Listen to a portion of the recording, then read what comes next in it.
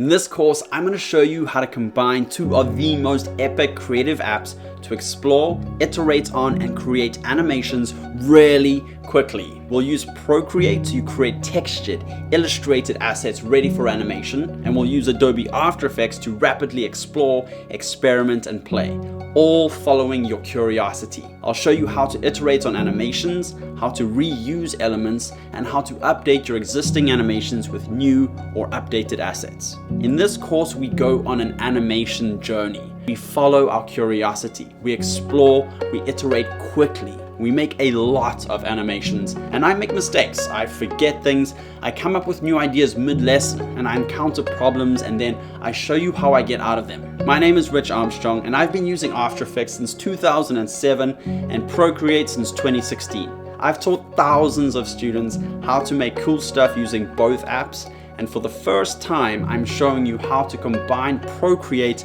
with After Effects, and also the process of how I come up with my animation concepts. This course is a real look into how I animate by following my curiosity. So if you want to learn how to animate in an explorative way using Procreate and After Effects, then come take this course. All you'll need is an iPad with Procreate and a computer with After Effects. All right, I'll see you in class.